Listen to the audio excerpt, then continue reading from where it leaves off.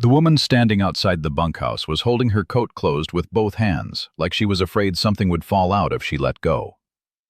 Jesse Harden saw her from across the yard, saw the way she swayed on her feet, saw the exhaustion in the line of her shoulders, saw the desperation in how tightly she gripped that coat. He walked over slow, not wanting to spook her, and when he got close enough to see her face in the lamplight from the barn, he saw she had been crying. "You lost?" he asked. She shook her head, did not speak, just looked at him with eyes that were too big and a face that was too thin. Jesse looked past her at the dark road and the darker woods beyond. Then he looked back at her. "Tonight you'll sleep warm," he said. "Come on." There are stories that unfold slow, like a hand opening to show you what it's been holding all along. This is one of those stories. If you want more stories that matter, the kind that stay with you long after they're done, subscribe so you never miss one. Drop the name of your city in the comments. I want to see how far this story travels, because what Jesse Harden found hidden in that woman's coat became the reason people in Bear Creek Ridge, Kansas, still talk about him 50 years after he died. Jesse Harden had been scarred since the summer of 1878. He was 16, working a cattle drive from Texas to Montana, when a grass fire broke out in the night. The flames came fast, and Jesse was too slow. The fire caught him on the left side, face, neck, shoulder, arm. He survived, but the scars stayed, thick and white. People looked away, children cried, women crossed the street. By the time he was 25, Jesse had learned to live with it. He kept his hat low. He worked as a ranch hand on the Double Creek Ranch outside Bear Creek Ridge, sleeping in the bunkhouse with 5 other men who had learned not to stare. The ranch owner, Thomas Brennan, paid him fair and did not treat him like he was broken. Jesse had been alone for 9 years when Nora Blake appeared outside the bunkhouse in November of 1887. She was a big woman. Not tall, but solid through the middle and hips, with broad shoulders and arms that looked strong despite the way she was shaking. Her face was round and plain, her hair dark and tangled, her dress mud-splattered and torn at the hem. She looked like she had been walking for days, and she was holding that coat closed like her life depended on it. "You lost?" Jesse asked again when she did not move. "No." Her voice was hoarse, barely above a whisper. "I need work. Any work. I can cook, clean, mend, anything. This is a cattle ranch. We do not—" "Please," the word came out desperate. "I will work for just a place to sleep. I do not need wages. Just somewhere safe." Jesse looked at her, really looked at her. Saw the bruise on her cheekbone that she had tried to hide with her hair. Saw the way she kept glancing over her shoulder at the road, like she expected someone to come after her. Saw the fear underneath the exhaustion. "Wait here," he said. He went to the main house and knocked on the door. Thomas Brennan answered, a book still in his hand. "Jesse, what is it?" "There is a woman outside the bunkhouse. She needs work and a place to stay. Says she will work for just room and board." Brennan frowned.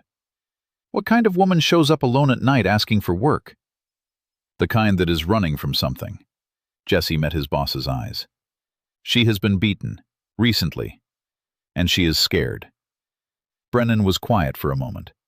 Then he set his book down. "Bring her in. Let's see what we are dealing with." Jesse went back and found Nora exactly where he had left her. "Boss wants to meet you. Come on." She followed him to the main house, still holding that coat. Brennan took one look at her and his expression softened. "Sit down, ma'am. You look like you were about to fall over." Nora sat, did not let go of the coat. "Jesse says you need work," Brennan said. "Yes, sir." "Where did you come from?" "Silver Creek. 3 days' walk from here." 3 days. Brennan looked at her worn shoes, her torn dress. "What are you running from?" Nora's jaw tightened. "My husband." "He beat you?" "Yes, sir." "You have anywhere else to go? Family?" "No, sir. He is all I had." Her voice cracked. "I just need somewhere to stay until I can figure out what comes next. I will work. I am a good worker. I will not be trouble." Brennan looked at Jesse. Jesse looked at Nora. Something in her eyes reminded him of himself 9 years ago.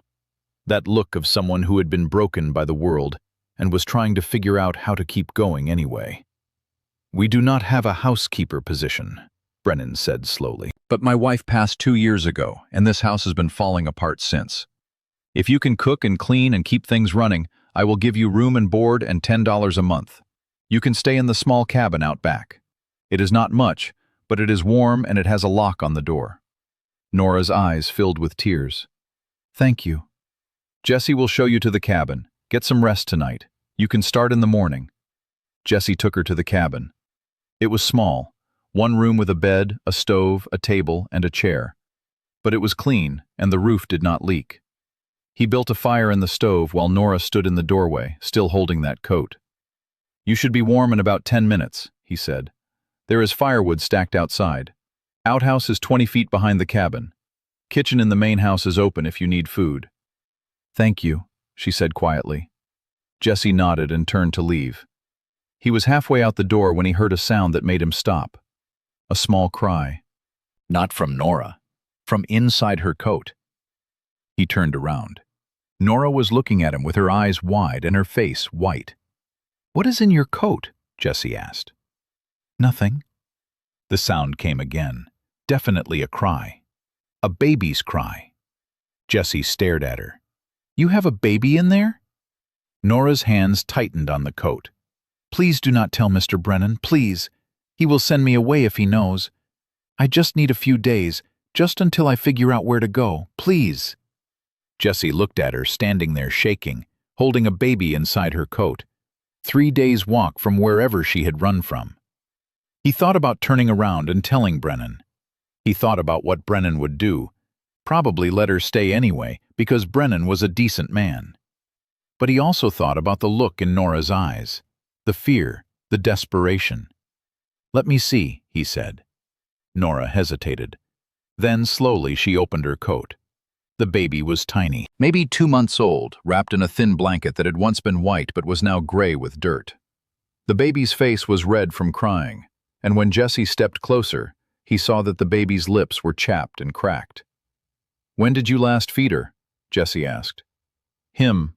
His name is Samuel. Nora's voice broke. I fed him this morning, but my milk is drying up. I have not eaten enough to keep it going. Jesse looked at the baby, at Nora.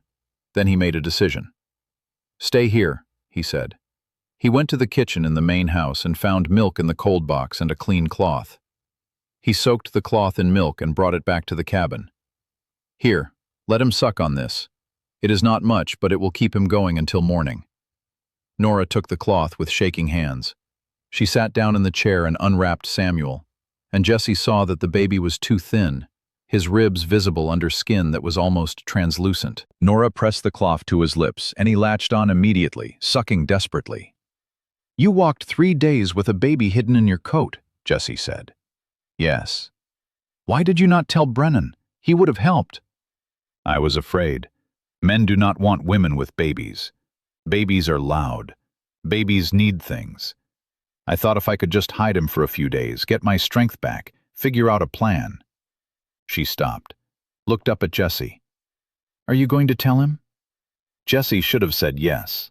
Should have walked straight back to the main house and told Brennan everything. But he looked at Nora sitting there with her baby, and he remembered being 16 years old and burned and broken. And he remembered the people who had looked at him with pity, and the people who had looked at him with disgust, and the very few people who had looked at him and seen someone worth helping. No, he said, I am not going to tell him. But you cannot keep him hidden forever. Babies cry. People will notice. I know. Nora's voice was barely a whisper. I know. Jesse left her there and went back to the bunkhouse. He lay in his bed and stared at the ceiling and listened to the other men snoring around him. And he thought about what he had just agreed to. He was lying to his boss. Lying to a good man who had given him work when no one else would. But he could not bring himself to regret it. In the morning, Nora appeared at the main house before dawn. Jesse saw her through the window, saw her walk across the yard with her coat pulled tight, even though it was not that cold yet. She knocked on the kitchen door and Brennan let her in, and for the next 3 hours, she worked. By the time the ranch hands came in for breakfast, there was coffee boiling and bacon frying and biscuits in the oven. The men stared at her, not unkindly but with curiosity. A woman on a cattle ranch was unusual. A woman who looked like she had been through hell was more unusual. But they did not ask questions. They just ate what she put in front of them and thanked her and went back to work. Jessie watched her all through breakfast. She moved quickly, efficiently, keeping her back to the room as much as possible. And every few minutes, her hand would go to her coat, pressing against it like she was checking to make sure something was still there. After the men left, Jessie stayed behind. "You need to eat," he said. "I will eat after I clean up." "Eat now." She looked at him, then she sat down and ate, and Jessie saw the way her hands shook as she lifted the fork to her mouth. When she was done, she stood up and started clearing the table, but Jessie stopped her. "Where is the baby?" "In the cabin, sleeping." "How long will he sleep?" "Maybe an hour, maybe 2 if I am lucky." "You need to eat more. You are not producing enough milk." "I know." Her voice was flat. "But I cannot eat more than Mr. Brennan gives me. He will notice if food goes missing." Jessie thought about that. Then he said, "I will bring you extra, from my portion. No one will notice." Nora stared at him. "Why are you helping me?" "Because someone helped me once when they did not have to." Jessie stood up. "And because hiding a baby in your coat for 3 days is the kind of thing a person only does when they have no other choice." For the next 2 weeks, Jessie brought Nora extra food, a biscuit from his breakfast, a piece of jerky from his lunch, an extra helping of stew at dinner that he wrapped in a cloth and carried to her cabin after dark. He did it quietly, carefully, making sure no one saw, and slowly, Nora started to look less like a ghost and more like a living woman. But the baby was a problem. Samuel cried, not all the time, but enough that people started noticing. The first time it happened, one of the ranch hands, a young man named Billy, asked Jessie if he heard a baby crying. "Probably a coyote," Jessie said. "Sounded like a baby to me." "Coyotes sound like a lot of things." Billy looked at him funny but did not push it. The second time it happened, Brennan asked Nora if she heard anything strange at night. "Just the wind," Nora said. Brennan did not look convinced, but he did not press her. The third time it happened, Nora came to Jessie in a panic. It was late at night, and she knocked on the bunkhouse door so quietly he almost did not hear it. He went outside and found her standing in the dark with Samuel in her arms, the baby crying so hard he was turning purple. "I do not know what is wrong with him," Nora said, and she was crying too. "He will not stop. He has been crying for an hour. Someone is going to hear. Someone is going to come." Jessie looked at the baby. Then he held out his arms. "Let me try." Nora hesitated. Then she handed Samuel over. Jessie held the baby against his chest, one hand supporting the head, the other rubbing small circles on the tiny back. He walked in slow circles in front of the bunkhouse, murmuring low sounds that were not quite words.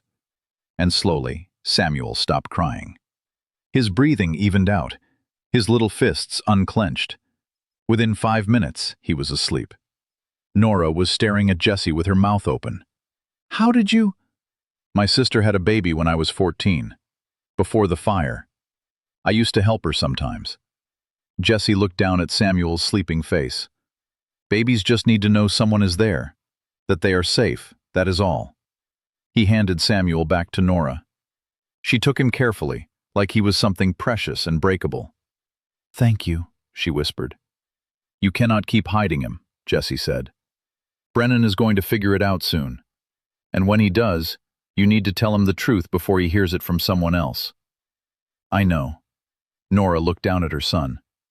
"I am just so afraid he will send us away." "He might, but he might not. Brennan is a better man than most. But I lied to him." "You did what you had to do to keep your baby safe. That is not the same as lying for no reason." Nora looked at Jessie for a long moment. Then she said, "Why are you so kind to me? You do not even know me." Jessie was quiet. Then he took off his hat, letting her see his face fully for the first time. The scars were white in the moonlight, stark against his skin. "Because I know what it feels like when people look at you and decide you are not worth helping. And I decided a long time ago that I would never make someone else feel that way." Nora reached out and touched his scarred cheek. Just once, just for a second. Her fingers were warm. "You are a good man, Jessie Harden." He did not know what to say to that, so he just nodded and went back inside. 2 days later, Brennan found out. It was Sunday morning. Nora was cooking breakfast in the main house when Samuel started crying in the cabin. She ran to him, but Brennan was walking past the cabin on his way to the barn, and he heard it. He stopped, listened. Then he walked to the cabin door and knocked. Nora opened it with Samuel in her arms. Brennan stared at the baby, then at Nora. "How long?" "Since I got here. 2 weeks." "You have been hiding a baby in your cabin for 2 weeks?" "Yes, sir." Brennan's jaw tightened. "And Jesse knew?" Nora hesitated, then nodded. Brennan turned and walked to the bunkhouse. Jesse was just coming out, and when he saw Brennan's face, he knew. "You knew she had a baby," Brennan said. It was not a question. "Yes, sir." "And you did not tell me?" "No, sir." "Why?" Jessie looked past Brennan at Nora standing in the doorway of the cabin, holding Samuel, her face white with fear.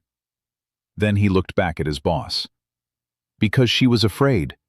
And because I thought maybe if she had a few days to prove she could work, you would let her stay."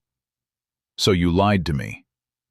"Yes, sir." Brennan was quiet for a long time. Then he said, "Go to the main house, both of you, now." Jessie and Nora walked to the main house together. Neither of them spoke. When they got there, Brennan was sitting at the kitchen table. He pointed at the chairs across from him. They sat. Brennan looked at Nora. "Tell me the truth, all of it." So Nora told him. About her husband who beat her when he was drunk and sometimes when he was sober. About getting pregnant and being afraid for the baby. About her husband throwing her down the stairs when she was 6 months along and laughing when she bled. About Samuel being born 2 months early and barely surviving. About her husband saying the baby was weak and useless and should have died.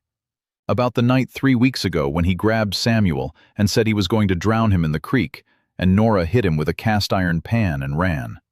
"I walked for 3 days," she said. "I hid during the day and walked at night. I kept Samuel inside my coat so no one would see him. I did not know where I was going. I just knew I had to get away." When she finished, Brennan sat back in his chair. He looked at Jessie. "And you knew all this?" "Not all of it, but I knew she was running from something bad." Brennan was quiet for a long time. Then he said, "A baby changes things. Babies need care. Babies are loud. Babies require attention that I am not sure you can give while also keeping this house running." Nora's face crumpled. "I understand. I will leave. Just please give me a day to figure out where to go." "I did not say you had to leave." Brennan leaned forward. "I said things change. If you stay, we need a better plan. You cannot keep hiding him, and you cannot do all the work yourself."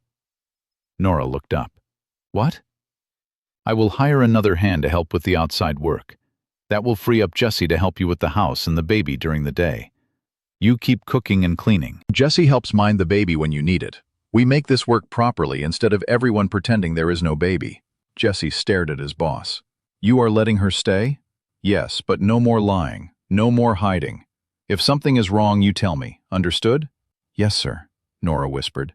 "Yes, sir," Jessie said. Brennan stood up. "Good. Now let me see this baby I have been hearing about." Nora unwrapped Samuel from the blanket. Brennan looked at the tiny infant and his expression softened. "He is small. He was born early. He looks like he is getting bigger, though." "He is. Jessie has been bringing me extra food." Brennan looked at Jessie. "Of course he has." There was something in his voice that was not quite approval but close to it. After Brennan left, Nora turned to Jessie. "Thank you." "For what?"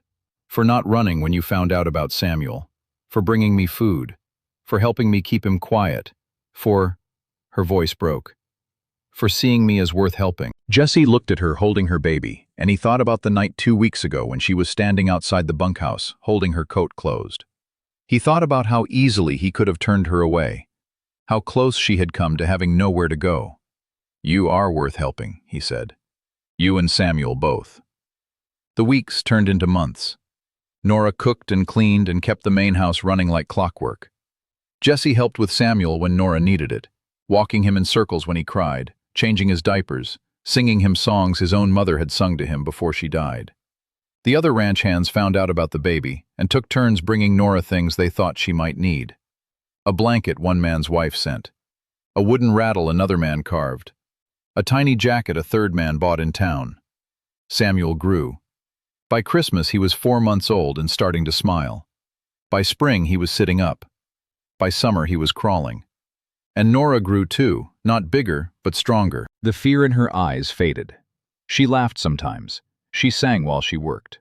And somewhere in all of that, Jesse fell in love with her. He did not mean to. He did not plan it. It just happened slowly, the way seasons change. So gradually you do not notice until one day you wake up and everything is different. He loved the way she hummed while she cooked. He loved the way she talked to Samuel in a soft voice when she thought no one was listening. He loved the way she looked at Jesse sometimes, like he was not scarred and broken, but just a man worth knowing.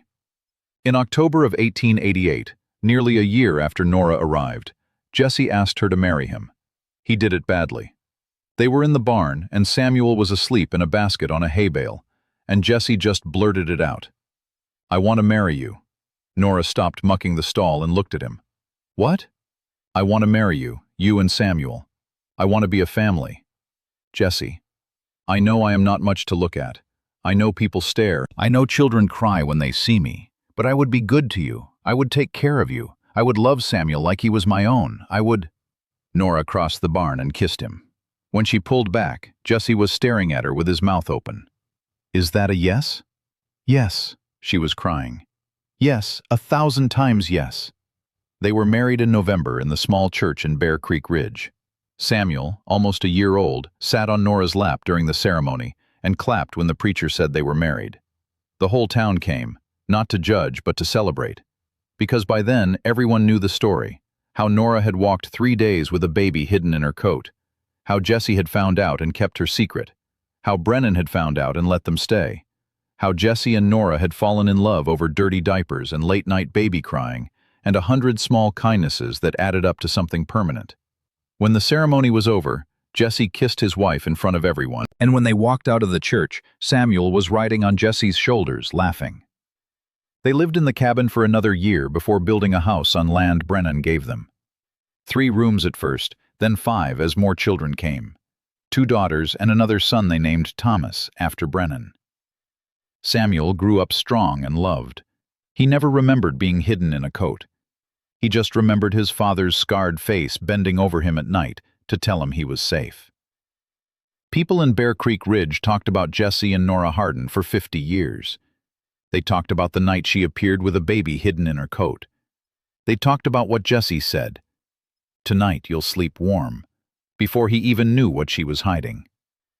And they talked about what Nora said when someone asked her years later how she knew Jesse was the right man. "Because he saw me hiding the most important thing in my life.